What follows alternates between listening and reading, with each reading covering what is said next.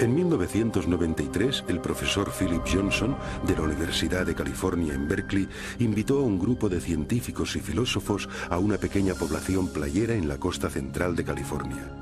Procedían de importantes centros académicos, incluyendo Cambridge, Múnich y la Universidad de Chicago, para cuestionar una idea que había dominado la ciencia durante 150 años. Creo que Pájaro Dunes representó un punto de inflexión para muchos de nosotros. Individualmente todos teníamos interrogantes acerca de la teoría evolucionista.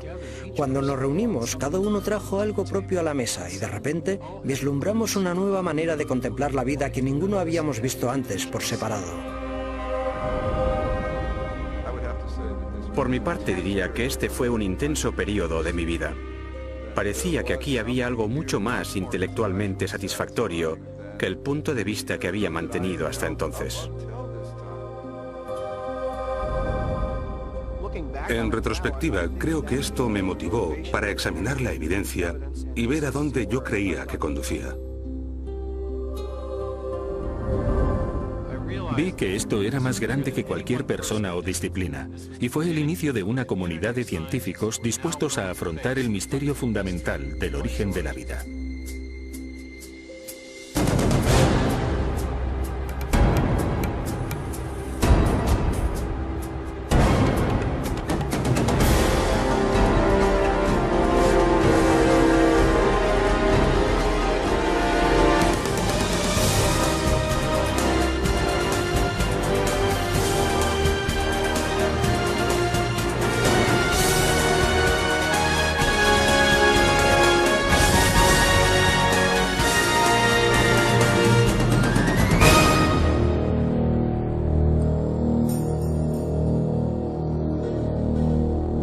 A veces me pregunto cómo es que alguien habla de otra cosa, porque no hay nada más interesante. ¿De dónde venimos? ¿Cómo hemos llegado aquí? ¿Qué nos trajo a la existencia? ¿Cuál es nuestra relación con la realidad como un todo? Contemplas la increíble diversidad y complejidad de la vida y es inevitable preguntar, ¿qué trajo todo esto a la existencia? ¿Fue simplemente el azar y la necesidad, fuerzas naturales sin dirección? ¿O hay algo más? ¿Hay un propósito, un plan, un designio? ¿El designio de una causa inteligente? Creo que esta es la pregunta fundamental.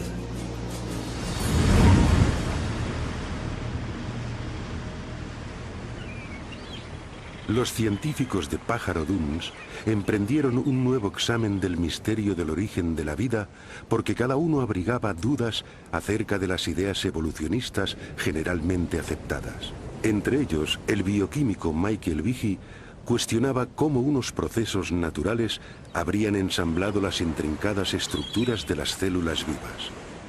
Dean Kenyon era un biólogo evolucionista que ya no creía que la química por sí sola pudiera explicar el origen de la vida en la Tierra. Y Stephen Meyer, Paul Nelson y William Dembski buscaban un nuevo enfoque que pudiera explicar el origen de la información genética codificada en los organismos vivos. Estos científicos y filósofos comenzaron a formular una alternativa a la teoría central de la biología moderna, teoría surgida de la mente de un naturalista británico llamado Charles Darwin.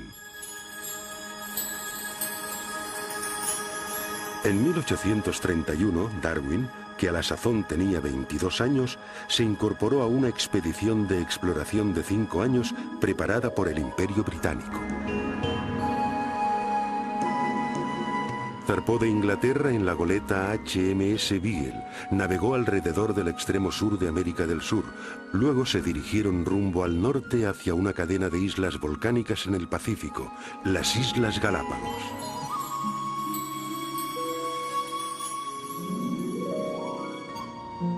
En este desolado archipiélago, a 1000 kilómetros de la costa occidental de Ecuador, Charles Darwin pudo observar una extraordinaria variedad de aves, reptiles y mamíferos diferentes de todo lo que había podido ver antes.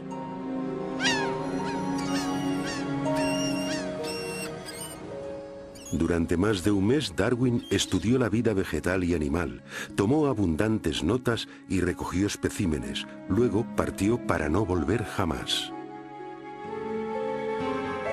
Durante 25 años desarrolló una teoría que explicaba el origen de las diversas formas de vida sobre la Tierra. En 1859, Darwin publicó un libro titulado Sobre el origen de las especies. Su impacto sobre la ciencia y a la larga sobre toda la cultura occidental fue espectacular. Darwin argumentó que toda la vida era producto de unas fuerzas naturales sin dirección alguna, el tiempo, el azar y un proceso que él designó como selección natural. Durante 2500 años antes de Darwin, la mayoría de los científicos y filósofos destacados, personas como Platón, Newton o Kepler, habían contemplado el mundo como resultado de alguna clase de designio o plan. Pero con la idea de la selección natural de Darwin se da un giro radical y se pone en movimiento un verdadero cambio en la filosofía científica. Darwin no fue el primer científico en proponer una teoría de la evolución, pero sí el primero en proponer un mecanismo naturalista plausible que podía producir un cambio biológico a lo largo de dilatados periodos de tiempo. Para comprender cómo actúa la selección natural, consideremos las poblaciones de pinzones que Darwin encontró en las Islas Galápagos. 13 especies de pinzones habitan en las Islas Galápagos y varían sutilmente por lo que respecta a tamaño corporal y a la forma del pico. Darwin volvió a Inglaterra con 9 especies diferentes de estos pájaros. Según la teoría darwinista contemporánea, las diferencias en los tamaños y en las formas de los picos de los pájaros son el resultado directo de la selección natural. Un ejemplo que se cita a menudo es el de especies de pinzones granívoros.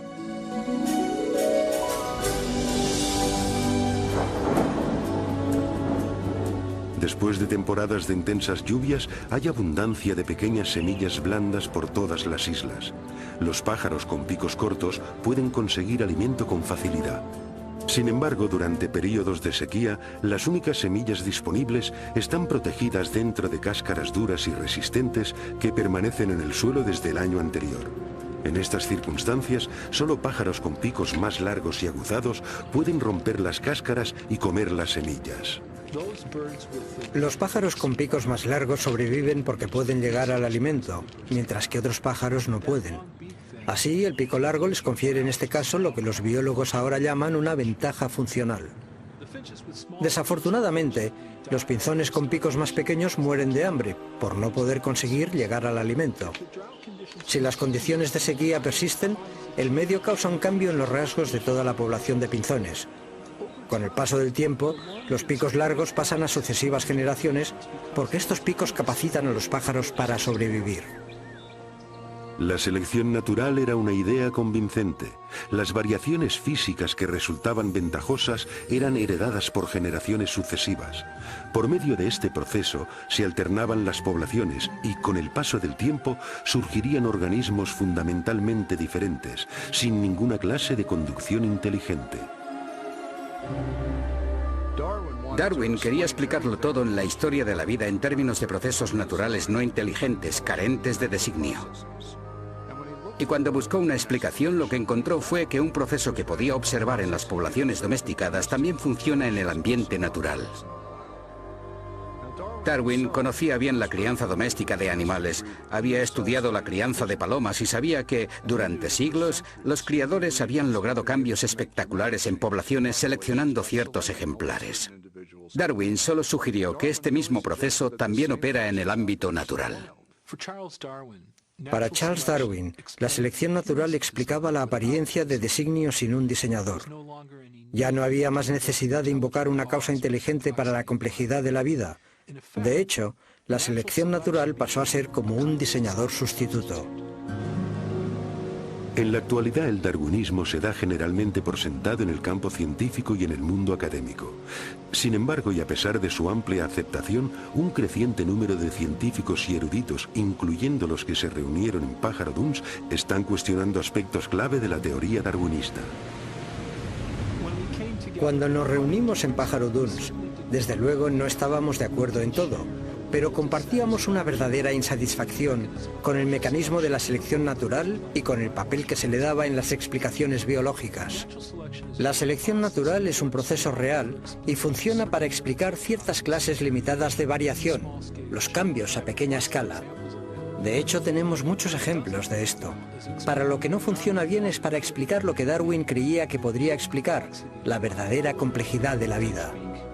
Tenemos un pico de pinzón y luego tenemos el pinzón mismo. Un pequeño cambio en la estructura del pico frente al origen del organismo como tal. Son fenómenos de escala diferente. Son problemas de clase diferente. Y el problema importante para la biología es comprender dónde funciona la selección natural y dónde no funciona, y el porqué de la diferencia. La evidencia es muy convincente, y todos veíamos que si dejábamos que la evidencia hablase por sí misma, nos llevaría en una dirección que nos alejaría de la selección natural hacia una conclusión distinta acerca del origen y de la naturaleza de la vida sobre la Tierra.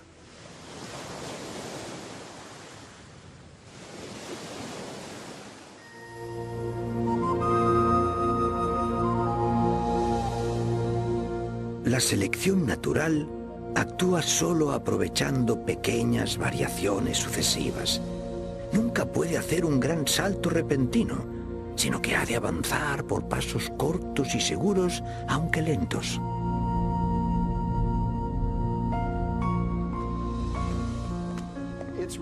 Es realmente interesante observar que cuanto más sabemos acerca de la vida y de la biología, tantos más problemas tiene el darwinismo y tanto más evidente se hace el designio. Desde 1988, el Dr. Michael Behe ha investigado sistemas biológicos complejos que parecen desafiar la explicación de la selección natural. Durante muchos años, creí que la evolución darwinista explicaba lo que veíamos en biología. No porque yo viera cómo podía verdaderamente explicarlo, sino porque me dijeron que lo explicaba. En las escuelas me enseñaron biología darwinista. Y luego en la facultad y en los estudios de posgrado, viví un ambiente que daba por sentado que la evolución darwinista explicaba la biología. Y de nuevo, no vi ninguna razón para dudarlo. No fue sino hasta hace unos 10 años que leí un libro llamado Evolución, una teoría en crisis, de un genetista australiano llamado Michael Denton, donde exponía una gran cantidad de argumentos científicos contra la teoría darwinista que yo nunca había oído antes. Y los argumentos parecían bastante convincentes. En ese momento comencé a sentirme molesto porque pensaba que me habían estado guiando por un camino de rosas. Ahí había una buena cantidad de sólidos argumentos. Y yo había hecho el doctorado en bioquímica, era miembro de la facultad y nunca había ni oído hablar de estas cosas. Y así, a partir de ese momento, me interesé en el tema de la evolución. Y desde entonces, he decidido que los procesos darwinistas no son toda la explicación para la vida. El escepticismo de Michael Behe parte en buena medida de lo que la moderna biología ha descubierto acerca de la unidad más fundamental de la vida, la célula. En el siglo XIX, en vida de Darwin, los científicos creían que la base de la vida, la célula, era un simple glóbulo de protoplasma, como un pequeño fragmento de gelatina o algo que no era difícil de explicar en absoluto. Esta percepción no cambió demasiado hasta los años 50, pero en la última mitad del siglo XX nuestro conocimiento de la célula ha avanzado de manera formidable.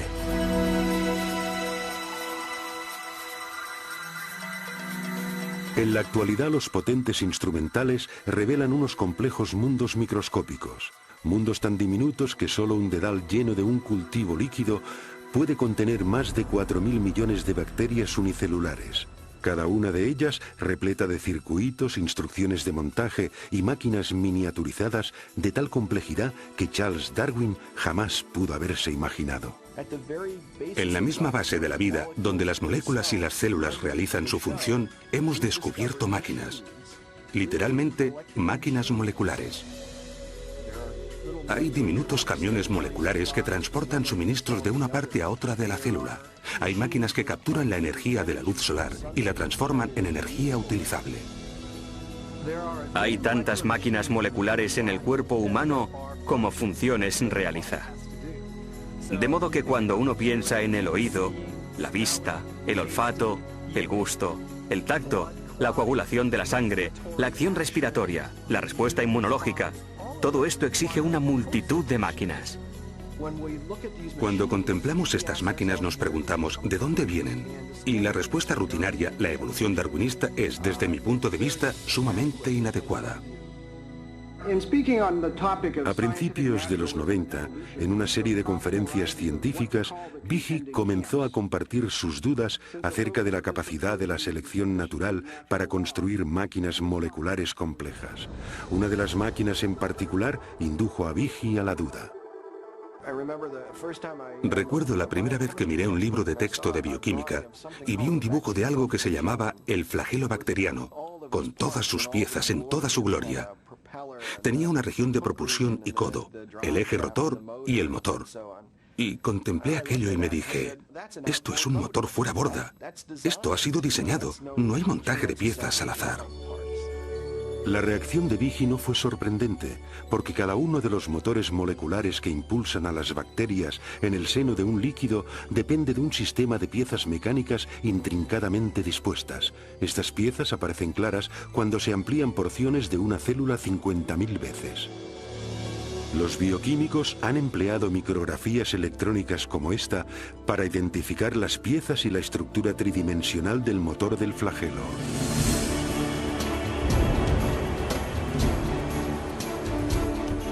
Con esta investigación han desvelado una maravilla de ingeniería a escala miniaturizada. Howard Berg, de Harvard, lo ha designado como la máquina más eficiente del universo. Algunas de estas máquinas giran a 100.000 revoluciones por minuto y tienen una conexión fija con un mecanismo transductor o detector de señales que recibe información del medio en que se encuentra. Incluso cuando están girando a esta velocidad pueden detenerse en seco. Solo necesitan un cuarto de vuelta para detenerse y cambiar el sentido de giro y comenzar a girar a 100.000 revoluciones en la otra dirección.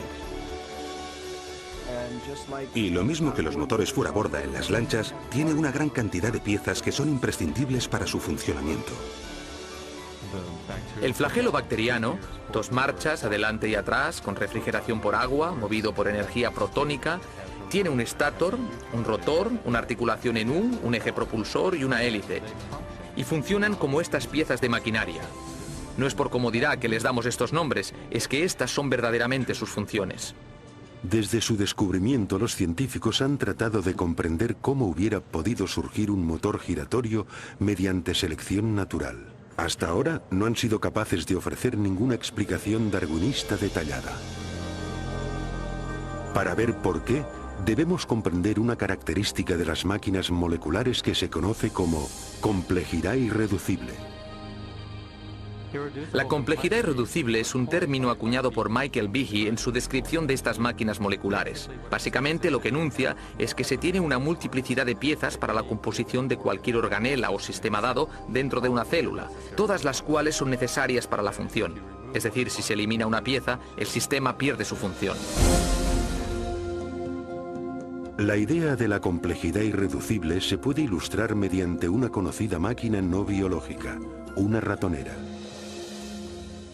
La ratonera está compuesta de 5 piezas fundamentales: un gatillo en el que se pone el cebo, un muelle potente, una delgada varilla doblada conocida como martillo, una barra retenedora para asegurar el martillo en su lugar y una base sobre la que se monta todo el sistema. Si falta cualquiera de estas piezas o es defectuosa, el mecanismo no funcionará. Han de estar presentes simultáneamente todos los componentes de este sistema irreduciblemente complejo para que la máquina cumpla su función: atrapar ratones. La complejidad irreducible se aplica también a las máquinas biológicas, incluyendo el motor flagelar bacterial. En total hay alrededor de 40 piezas proteínicas diferentes que son necesarias para que esta máquina funcione. Y si falta cualquiera de dichas piezas, entonces o bien obtendremos un flagelo que no funciona debido a que le falta el codo o el eje de transmisión o lo que sea, o bien ni siquiera se montará dentro de la célula. En términos evolutivos, tenemos que poder explicar cómo se puede construir este sistema de forma gradual cuando no hay función hasta que se tienen todas estas piezas en su sitio.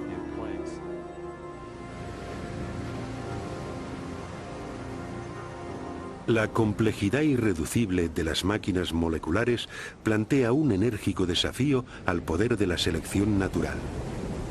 Según la teoría de Darwin, incluso las estructuras biológicas muy complejas, como un ojo, un oído o un corazón, pueden construirse gradualmente a lo largo del tiempo en pequeños incrementos. Sin embargo, tal como Darwin puso en claro, la selección natural solo puede tener éxito si estos cambios genéticos al azar proporcionan alguna ventaja al organismo en evolución en su lucha por la supervivencia.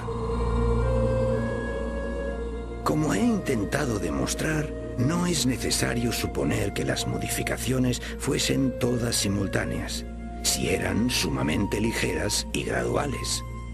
La selección natural está examinando las más ligeras variaciones, rechazando las malas, preservando y acumulando todas las buenas. Con todo, algunos científicos dudan de que las pequeñas variaciones de Darwin pudieran haber creado un flagelo bacteriano cuando no existía tal mecanismo.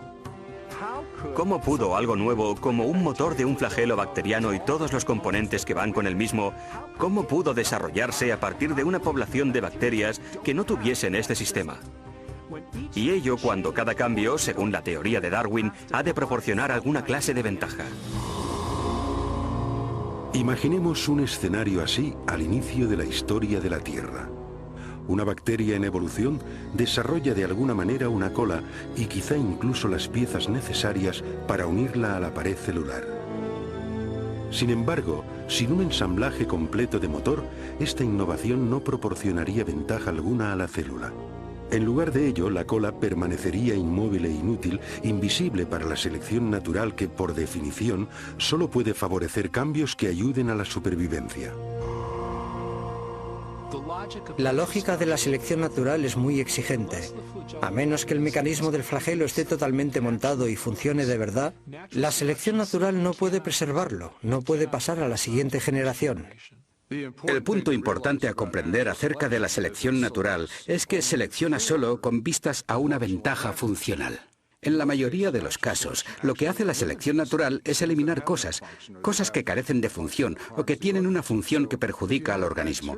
De modo que si se tuviese una bacteria con una cola que no funciona como flagelo, lo más probable es que la selección natural la eliminase. La única manera en que un flagelo sea seleccionado es que el flagelo funcione, y esto significa que todas las piezas del motor han de estar en su sitio para empezar. De modo que la selección natural no puede producir el flagelo bacteriano, solo puede actuar después de que el flagelo está ahí y es operativo. En 1996, Michael Behe publicó un libro titulado La caja negra de Darwin. En esta obra argumenta que la selección natural, el diseñador sucedáneo de Darwin, no puede explicar el origen del flagelo bacteriano ni de ningún otro sistema biológico irreduciblemente complejo. En lugar de ello, Behe llegó a la conclusión de que la complejidad integral de estos sistemas indica un designio inteligente. La caja negra de Darwin de inmediato suscitó controversia. Más de 75 publicaciones, incluyendo algunos de los principales diarios y revistas científicas del mundo, publicaron reseñas. Algunos científicos elogiaron el libro de Behe, otros lo desecharon como acientífico y con motivaciones religiosas. Los críticos de Behe también insistieron en que había subestimado el poder de la selección natural. Argumentaron que el motor flagelar podría haber sido construido con piezas empleadas para construir máquinas más simples, como esta bomba celular usada. Si los componentes de la bomba ya existían, podrían haber sido preservados por la selección natural ya antes de que surgiera el motor bacteriano. Esta teoría recibe el nombre de coopción.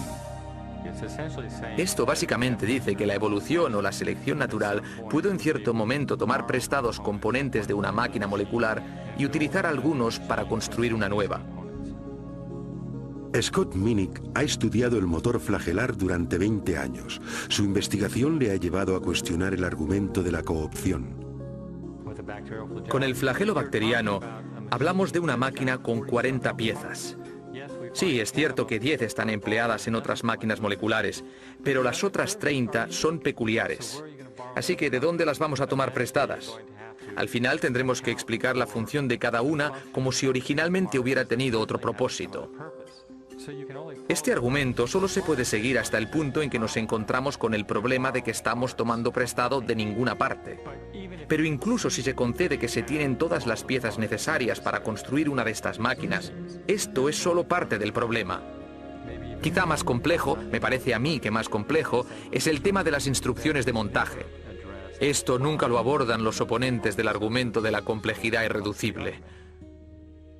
Los estudios del motor flagelar han desvelado niveles aún más profundos de complejidad, porque su construcción demanda no solo unas piezas específicas, sino también una secuencia precisa de montaje. Las piezas deben fabricarse en el momento oportuno, con la cantidad apropiada de componentes. Deben montarse secuencialmente. Hay que poder saber si se han montado correctamente a fin de no malgastar energía en una estructura que no va a ser funcional. La construcción de una máquina molecular ha sido comparada con la edificación de una casa. Los obreros siguen unos planos e instrucciones detalladas de montaje. Los cimientos de la casa se echan antes de levantar las paredes. Las tuberías y la electricidad se instalan antes del acabado de las paredes, las ventanas antes del recubrimiento de las paredes y las tejas se ponen solo después de la primera cubierta impermeable del tejado. Y así sucede con la construcción del motor flagelar. Esta estructura se construye de dentro hacia afuera. Se cuenta la cantidad de componentes en una estructura anular de un estator y cuando esto queda montado, se recibe una realimentación que dice, vale, no más de este componente. Se añade el eje, se añade un anillo, se añade otro eje, y cuando la articulación en U ha llegado a un cierto tamaño y a un cierto grado de curvatura, más o menos un cuarto de giro, esto se cierra. Y luego empiezan a añadirse los componentes para el propulsor. Todos estos componentes se montan en una secuencia precisa, tal como se hace con el edificio. La construcción correcta del motor requiere un complejo sistema de máquinas que coordinen el temporizado de las instrucciones de montaje. Pero ¿cómo puede la selección natural construir un sistema así?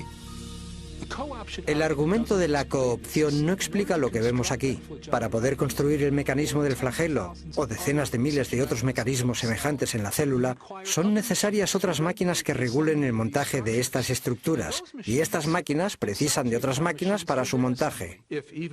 Solo que falte una de estas piezas o que esté donde no le corresponde, el motor no funcionará. De modo que el sistema para montar el motor flagelar es el mismo irreduciblemente complejo. De hecho, lo que tenemos aquí es complejidad irreducible en cascada. Sabemos mucho acerca del flagelo bacteriano. Todavía tenemos mucho que aprender, pero sabemos mucho acerca de él. Y no hay explicación acerca de cómo esta compleja máquina molecular fue jamás producida por un mecanismo darwinista. Hace 150 años los científicos no tenían conocimiento de las máquinas moleculares de complejidad irreducible. Sin embargo, Charles Darwin consideró la dificultad que sistemas como estos podrían plantear a su teoría.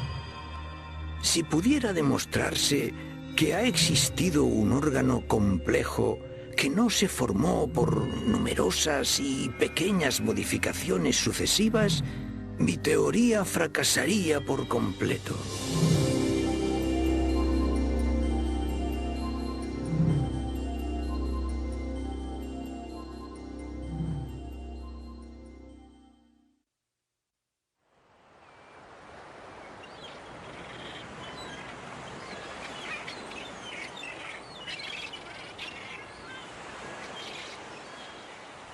En biología, de hecho, hay dos grandes interrogantes. ¿Cómo se consiguen nuevas formas vivientes con nuevas estructuras como alas y ojos a partir de vida que ya existe? Y segundo, ¿cómo se originó la vida en la Tierra por primera vez? Hoy sabemos que Darwin pasó la mayor parte de su vida formulando una respuesta a la primera pregunta.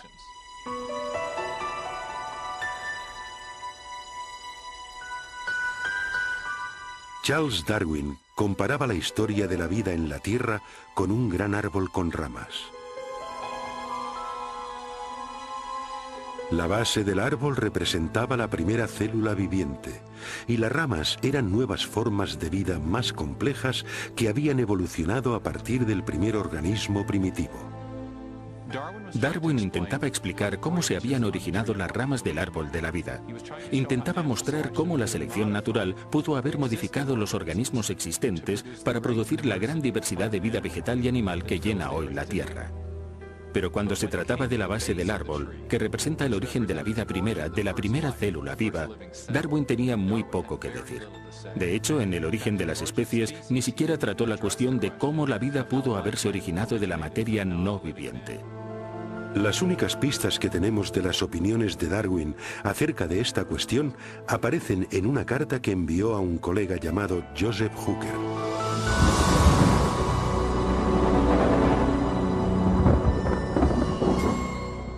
Por lo que respecta a la primera producción de un organismo viviente, si, y oh, qué gran sí, pudiéramos imaginarnos en algún pequeño y cálido estanque con toda clase de sales amoniacales y fosfóricas, luz, calor y electricidad presentes, que se formase químicamente un compuesto proteínico listo para sufrir cambios aún más complejos, hoy esta materia sería devorada al instante. Pero puede que esto no fuese así antes que se formasen criaturas vivientes. En los últimos años de su vida, Darwin hizo poco por desarrollar su idea de que hubiera surgido una célula primitiva de compuestos químicos simples en las aguas primordiales de la Tierra primitiva. Pero más adelante, en los años 20 y 30, un científico ruso llamado Alexander Oparin formuló una detallada teoría acerca de cómo esto hubiera podido suceder y la llamó evolución química. Oparin creía que podía explicar el origen de la primera vida con los principios darwinistas. Él imaginó unos compuestos químicos simples que se combinaban y recombinaban para formar moléculas de mayor tamaño.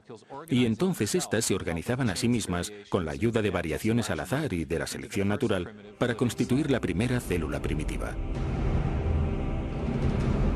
En las 3 décadas siguientes, muchos científicos trabajaron para desarrollar y afinar estas ideas, mientras ponderaban las cuestiones suscitadas tanto por Oparin como por Darwin. ¿Cómo pudo evolucionar la vida a partir de unos compuestos químicos simples? Un hombre creyó que lo sabía. El problema de los orígenes biológicos, por un largo tiempo diría yo, ha sido de un profundo interés para mí precisamente por la escala del problema, por su importancia. ¿De dónde venimos? ¿Por qué estamos aquí? Toda esta clase de preguntas, exploradas desde el punto de vista de la ciencia natural. Desde finales de los 60 hasta principios de los 80, Dean Kenyon fue uno de los teorizadores químicos evolucionistas pioneros del mundo. Y como otros en su campo, intentaba explicar cómo comenzó la vida por un proceso puramente natural. En 1969, Kenyon fue coautor de un importante libro sobre el origen de la vida. Gary Steinman y yo mismo creíamos que si lográbamos reunir en una exposición seguida todas las líneas de evidencia empírica acumuladas desde los 60, nos entusiasmaba la posibilidad de explicar el origen de los principales elementos componentes de la vida.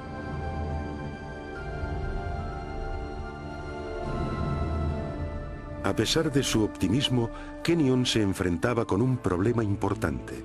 Para explicar el origen de la vida, debía antes explicar el de los ladrillos esenciales de cada célula que ha existido sobre la Tierra, las grandes y complejas moléculas llamadas proteínas. Las proteínas tienen una amplia gama de funciones en la célula. Desde los requisitos estructurales, en términos del andamiaje de la célula, el citoesqueleto, a los enzimas, donde se están procesando moléculas para captar energía o para construir componentes de la célula. Las proteínas realizan muchos de los trabajos en el interior de la célula, excepto almacenar información genética.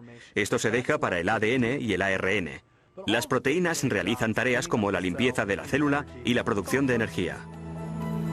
Kenyon sabía que las proteínas debieron ser tan importantes para la primera vida como para las células vivas actuales.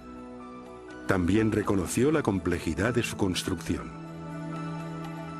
Hacia los 60, los científicos habían determinado que incluso las células simples están compuestas de miles de proteínas diferentes y que su función se deriva de sus formas tridimensionales sumamente complejas. Las formas irregulares de algunas proteínas les permiten catalizar o desencadenar reacciones químicas debido al ajuste tipo llave-cerradura que tienen con otras moléculas en la célula. Mientras que otras moléculas proteínicas forman componentes estructurales tipo machiembrado. Cada una de las piezas individuales de un motor bacteriano, como esta estructura anular, está hecha bien de una sola molécula de proteína, bien de un conjunto de proteínas ensamblado en una forma específica. Estas proteínas están constituidas a su vez por unas unidades químicas más pequeñas llamadas aminoácidos enlazadas en largas cadenas. Aparece un gran nivel de complejidad de arquitectura en estas unidades celulares, en estos aminoácidos constituyentes de las proteínas. En la naturaleza se emplean 20 tipos diferentes de aminoácidos para construir cadenas de proteínas. Los biólogos los han comparado con las 27 letras del alfabeto. Las letras del alfabeto se pueden ordenar en una enorme cantidad de combinaciones posibles, y es la disposición de la secuencia de las letras la que determina si tenemos palabras y oraciones con significado. Si las letras están bien colocadas, se obtiene un texto con sentido, pero si no se ordenan de forma correcta, se obtiene una jerigonza. El mismo principio sirve para los aminoácidos y las proteínas. Hay al menos 30.000 tipos distintos de proteínas, cada una a partir de una combinación diferente de los mismos 20 aminoácidos. Estos están ordenados como las letras para formar cadenas de, a menudo, cientos de unidades. Si los aminoácidos son secuenciados correctamente, la cadena se doblará para formar una proteína funcional. Las proteínas se ordenan con sus aminoácidos de tal manera que los aminoácidos caen el uno sobre el otro, en una arquitectura que está preprogramada por el orden de los aminoácidos. Se dobla formando una estructura específica y esta estructura puede realizar una determinada función, de modo que todas las proteínas en una célula tienen una forma tridimensional, basada en la secuencia de los aminoácidos en la cadena. Esta disposición es crítica, porque si los aminoácidos están secuenciados de manera incorrecta, se forma una cadena inútil y en vez de doblarse para formar una proteína, será destruida dentro de la célula. Las proteínas, como lenguajes escritos o códigos de ordenador, poseen un elevado grado de especificidad. La función del todo depende de la disposición precisa de las partes individuales. Pero, ¿qué es lo que produce el secuenciado preciso de los aminoácidos que da lugar a las formas y funciones específicas de las proteínas? Durante los 50 y 60, los descubrimientos acerca de las estructuras de las proteínas obligaron a los biólogos a hacer frente a este misterio. Dean Kenyon creía que lo podría solucionar. En su libro Predestinación bioquímica, Kenyon y su coautor Gary Steinman propusieron una intrigante teoría. Kenyon escribió: la vida pudo haber estado bioquímicamente predestinada por las propiedades de atracción que existen entre sus componentes químicos, en particular entre los aminoácidos en las proteínas. Cuando apareció Predestinación bioquímica, mi coautor y yo estábamos totalmente convencidos de que teníamos una explicación científica para los orígenes.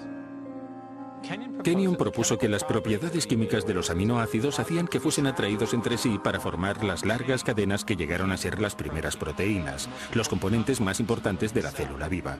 O sea que la vida era efectivamente inevitable, predestinada por nada más que la química. Muchos científicos abrazaron las ideas de Kenyon y durante los siguientes 20 años, Predestinación bioquímica se convirtió en un bestseller sobre la teoría de la evolución química.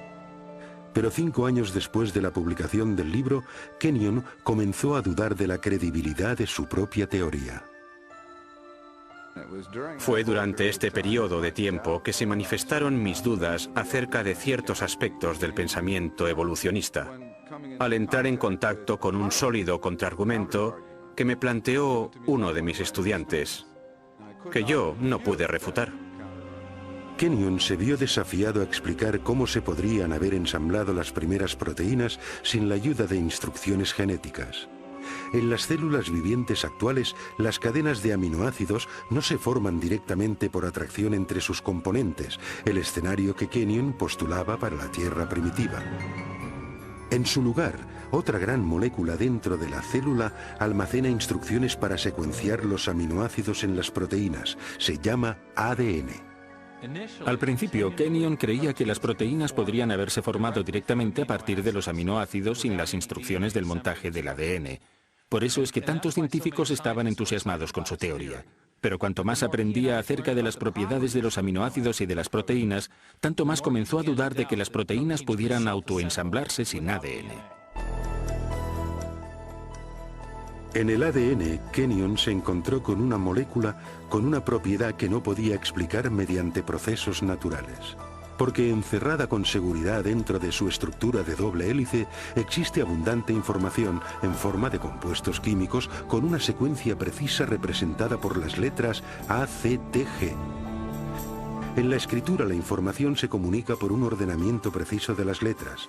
De igual modo, las instrucciones necesarias para ensamblar aminoácidos para formar proteínas son transmitidas por las secuencias de componentes químicos ordenados en la estructura del ADN. Este código químico ha sido llamado el lenguaje de la vida y es el conjunto de información más compacto y elaborado al menor detalle en todo el universo conocido. Como otros científicos que trabajaban en el origen de la vida, Kenyon se dio cuenta de que tenía dos opciones. Debía explicar o bien la procedencia de estas instrucciones genéticas de ensamblaje, o bien cómo surgieron las proteínas directamente de los aminoácidos sin ADN en los océanos primordiales. Y al final vio que no podía explicar ni lo uno ni lo otro.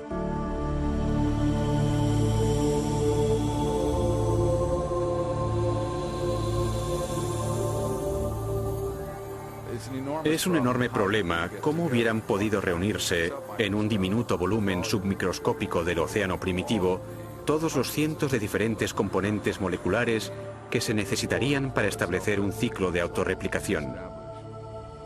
Y así fue como mis dudas acerca de si los aminoácidos podrían ordenarse a sí mismos en secuencias biológicas con significado, sin la presencia de un material genético preexistente, llegaron para mí a un punto intelectual decisivo hacia el final de la década de los 70.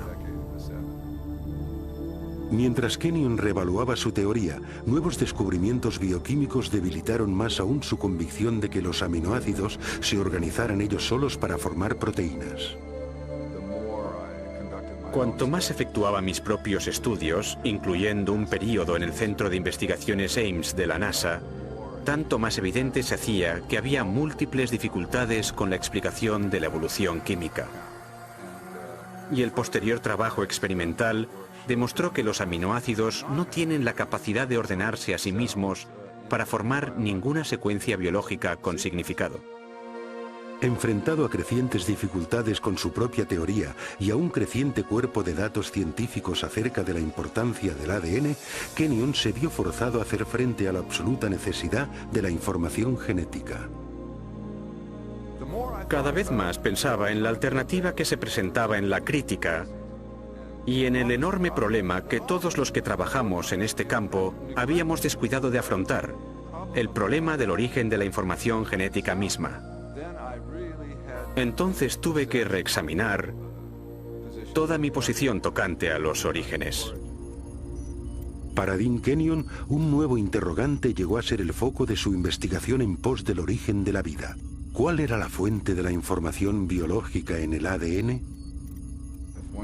Si se podía llegar al origen de los mensajes codificados dentro de la maquinaria viviente, entonces habríamos dado con algo intelectualmente mucho más satisfactorio que esta teoría de evolución química. Kenyon se daba cuenta de que las alternativas se iban reduciendo. Para la década de los 70, la mayoría de investigadores rechazaba la idea de que la información necesaria para construir la primera célula se produjera por mero azar.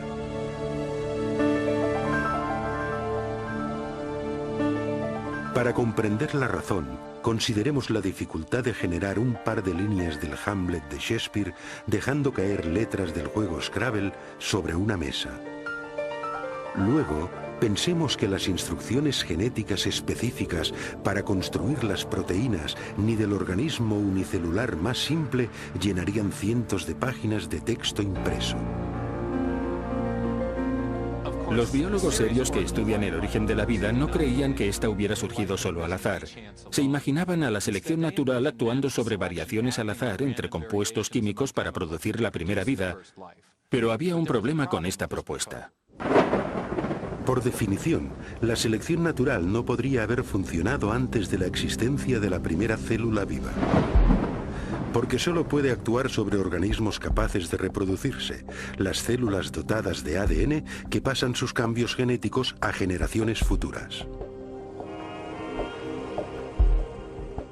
Sin ADN no hay autorreproducción, pero sin autorreproducción no hay selección natural, de modo que no se puede usar la selección natural para explicar el origen del ADN sin dar por supuesta la existencia de aquella misma cosa que se está tratando de explicar.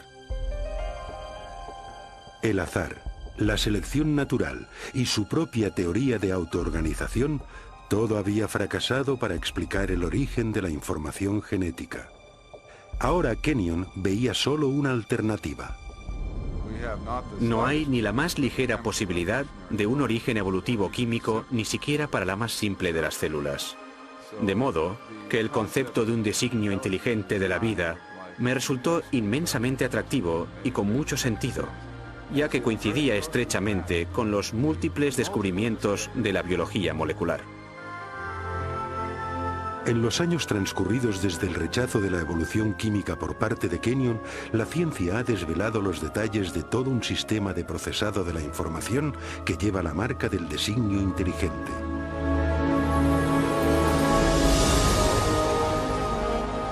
Con animación por ordenador podemos entrar en la célula para ver este asombroso sistema en acción.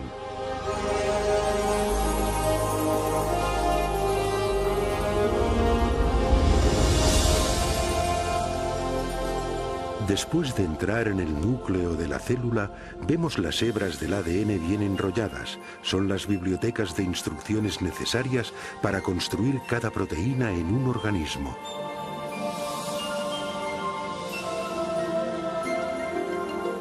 En un proceso conocido como transcripción, una máquina molecular desenrolla primero una sección de la hélice del ADN para exponer las instrucciones genéticas necesarias para ensamblar una molécula específica de proteína. Otra máquina copia luego estas instrucciones para formar una molécula llamada ARN mensajero.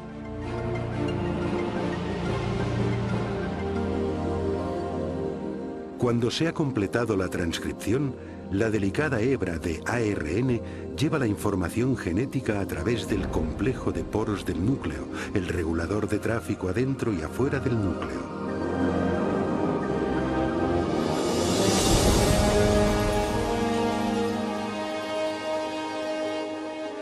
La hebra de ARN mensajero se dirige a una fábrica molecular en dos partes llamada ribosoma.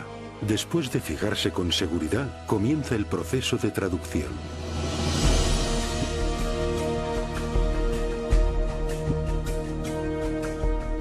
Dentro del ribosoma, una cadena de montaje molecular ensambla una cadena de aminoácidos secuenciada de una manera específica.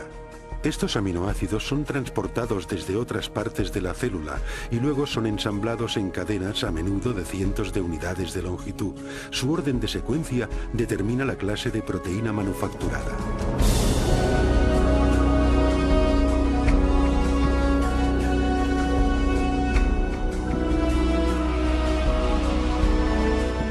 Cuando se completa la cadena, se transporta desde el ribosoma a una máquina con forma de barril que ayuda a doblarla en la forma precisa y crítica para su función.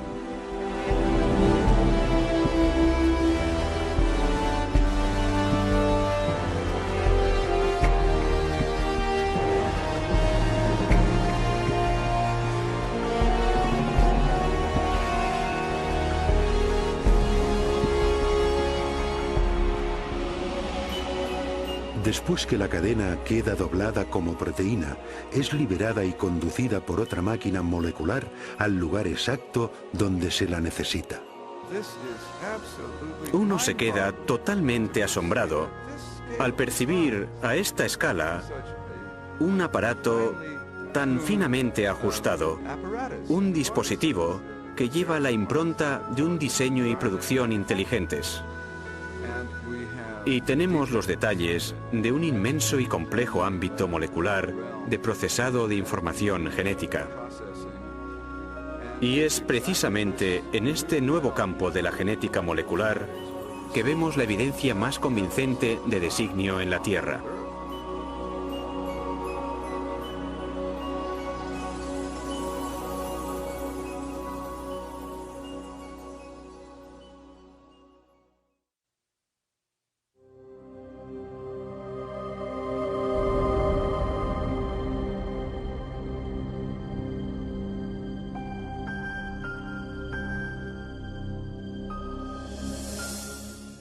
Cuando observo máquinas moleculares o el proceso increíblemente complejo por el que se dividen las células, debo preguntarme, ¿es posible que haya una inteligencia detrás de todas estas cosas? ¿Que haya un plan y un propósito para esta estructura? La ciencia debería ser una investigación en búsqueda de la verdad acerca del mundo. En tal caso, no deberíamos prejuzgar lo que pudiera ser verdad.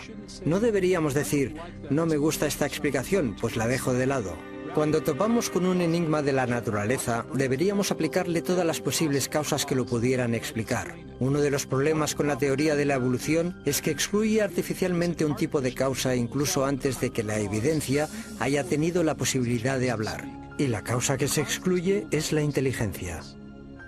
Desde fines del siglo XIX, desde la época de Darwin, de hecho en parte debido a la obra de Darwin, El origen de las especies, los científicos llegaron a aceptar una definición de ciencia que excluye la posibilidad del designio como explicación científica. Y esta convención tiene un nombre. Se llama naturalismo metodológico. Y significa sencillamente que si uno va a ser científico, debe limitarse a explicaciones que recurran solo a causas naturales. No se puede invocar a la inteligencia como causa. Y sin embargo, constantemente deducimos la presencia de inteligencia. Es parte de nuestro razonamiento reconocer los efectos de la inteligencia. Consideremos, por ejemplo, estos jeroglíficos tallados en las ruinas de monumentos egipcios. Nadie atribuiría las formas y ordenaciones de estos símbolos a causas naturales, como tormentas de arena o la erosión. Más bien, las reconocemos como obra de antiguos escribas, unos agentes humanos inteligentes. Un razonamiento similar nos lleva a concluir que las misteriosas figuras de piedra de la isla de Pascua no se formaron por la acción del viento y del agua durante largos espacios de tiempo. Tampoco pretendemos que las plantas puedan adquirir estas formas tan familiares sin alguna clase de conducción inteligente. Constantemente hacemos estas inferencias y sabemos que son correctas, pero la cuestión es, ¿en base a qué sacamos estas conclusiones? ¿Cuáles son los rasgos que nos permiten reconocer la inteligencia? En su libro La inferencia del designio, el matemático William Dembski ha hecho un importante avance en la comprensión del razonamiento acerca del designio. Dembski ha identificado los rasgos específicos de los artefactos que nos llevan a reconocer una actividad inteligente previa. Llegué a esto intentando examinar cómo razonamos acerca del designio, cuáles son los pasos lógicos que seguimos para llegar a la conclusión de que hay designio en algo. De modo que lo que estoy intentando es establecer unos criterios fiables, empíricos y científicamente rigurosos para decidir si algo es realmente resultado de un designio. Estaba examinando la lógica de esta cuestión y lo que descubrí es que se precisa de improbabilidad y de especificación, de la clase correcta de diseño, estos diseños objetivos. Según Dembski, los humanos detectamos correctamente la actividad de la inteligencia cuando observamos un objeto o sucesos sumamente improbables que además concuerda con un diseño reconocible. Precisamente es esta clase de diseño la que se encuentra en los Montes Negros de Dakota del Sur. Si uno viaja por el oeste americano, puede ver una gran diversidad de formas en las laderas montañosas, y la mayor parte no tiene ningún sentido. Son solo rocas dispuestas de diversas formas. Pero lo que no ve en laderas montañosas son los rostros de Lincoln, Jefferson, Roosevelt y Washington. Esto solo se ve en Dakota del Sur, y la razón de que estén ahí es que un escultor excéntrico quiso honrar a estos presidentes pasando la mayor parte de su vida tallando sus rostros en la ladera de este monte. Este diseño es improbable. Una ladera aleatoria es también improbable. Pero una ladera aleatoria no especifica nada. Pero sabemos que hubo 4 personas que fueron presidentes de los Estados Unidos, que tenían unos rostros determinados, y estos rostros en las montañas de Dakota del Sur concuerdan con los que aparecen en otras partes. Si miro los rostros, reconozco al momento que concuerdan con los de los 4 presidentes conocidos por las monedas o retratos en la National Gallery o por ilustraciones en libros.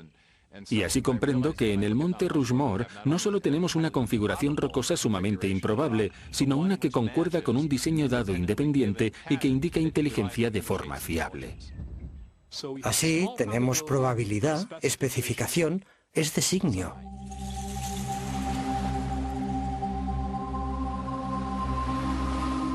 En una playa, otro diseño improbable escrito en la arena ilustra cómo detectamos el diseño.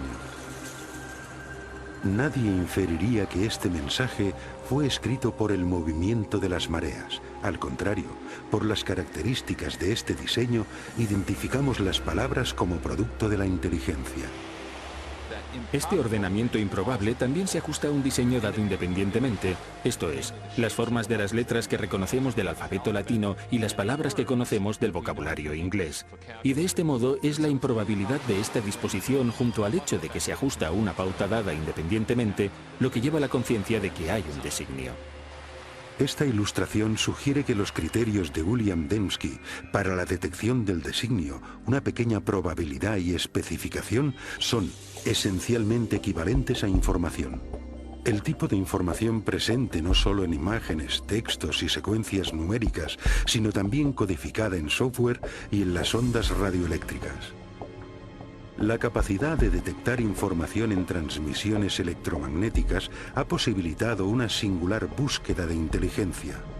Durante más de 3 décadas, astrónomos del programa SETI, búsqueda de inteligencia extraterrestre, han rastreado señales de radio del espacio exterior para intentar descubrir pautas llenas de información.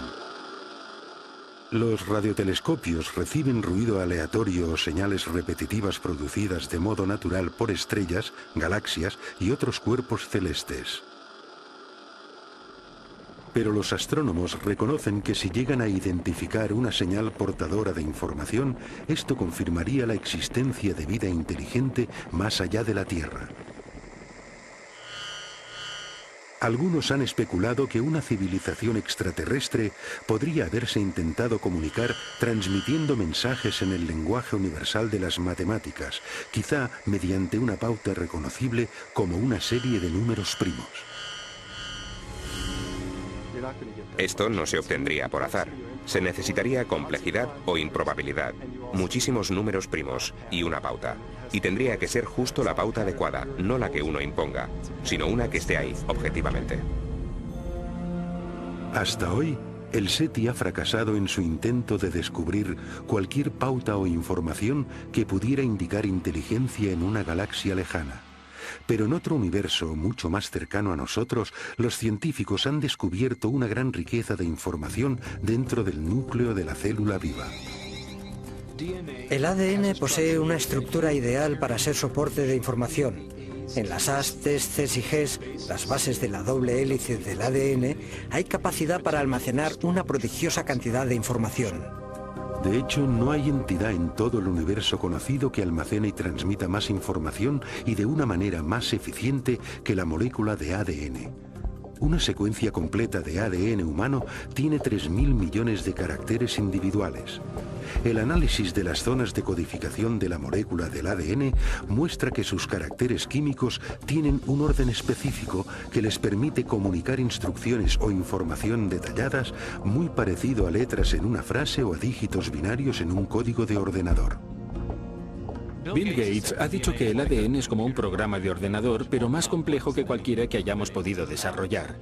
Y si lo pensamos siquiera por un minuto, resulta una observación de lo más sugerente, porque sabemos que Bill Gates no emplea el viento ni la erosión ni generadores de números aleatorios para crear su software.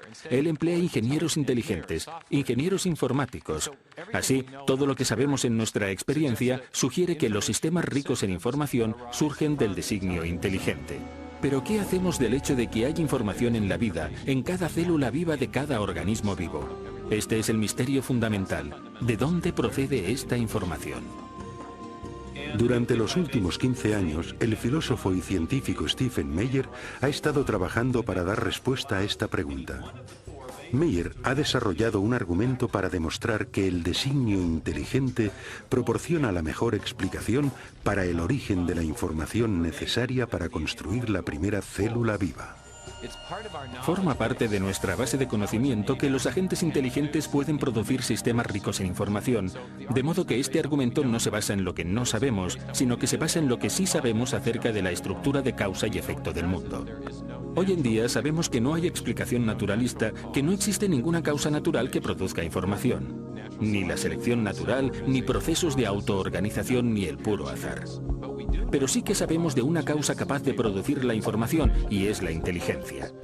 Así que cuando alguien infiere designio por la presencia de información en el ADN, de hecho está haciendo lo que en las ciencias históricas se denomina una inferencia hacia la mejor explicación. De modo que cuando encontramos un sistema rico en información en la célula, concretamente en la molécula de ADN, podemos inferir que una inteligencia entró en juego en su origen, incluso aunque no estuviéramos allí, para observar el origen del sistema.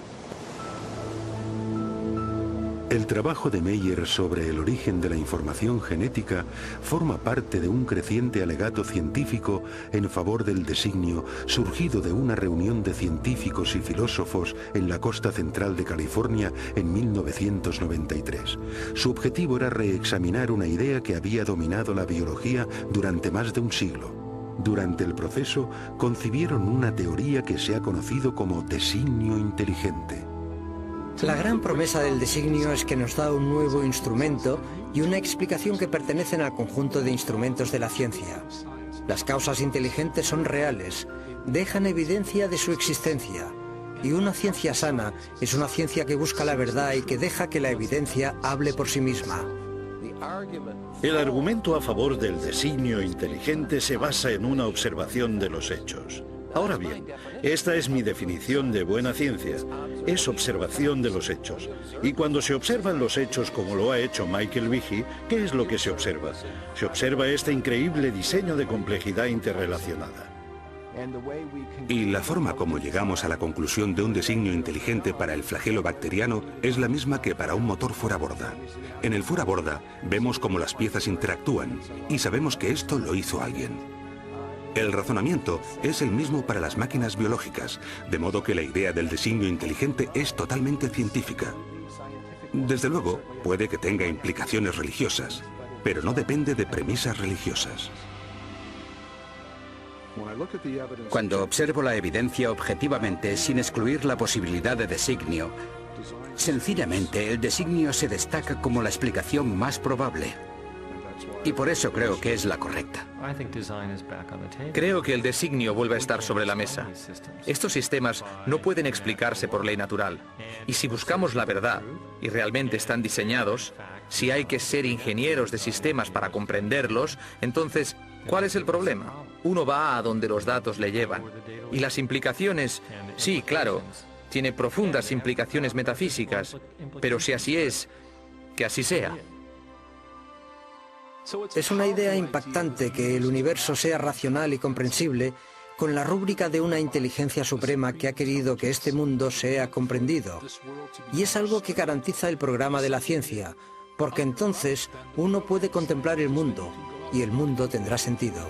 Si todo fuese simplemente un conjunto caótico, no habría motivo para esperar racionalidad. Pero si es el producto de una mente, entonces uno puede investigar, y la ciencia se convierte en ese maravilloso proyecto de resolver el rompecabezas donde uno puede esperar encontrar racionalidad, belleza y comprensibilidad, justo en el fundamento mismo de las cosas. Hace 150 años, Charles Darwin transformó la ciencia con su teoría de la selección natural. En la actualidad, esta teoría se enfrenta a un reto formidable. El designio inteligente ha suscitado un intenso debate acerca del origen de la vida sobre la Tierra, y para un creciente número de científicos representa un paradigma. Una idea con el poder de, una vez más, redefinir los fundamentos del pensamiento científico. Durante el siglo XIX, los científicos creían que había dos entidades fundamentales, la materia y la energía. Pero al entrar en el siglo XXI, tenemos una tercera entidad fundamental que la ciencia ha tenido que reconocer, y es la información. Y con la biología de la edad de la información, crece la sospecha de que lo que estamos viendo en la molécula de ADN es realmente un artefacto de la mente, un artefacto de la inteligencia, algo que solo puede explicarse como producto de un designio inteligente.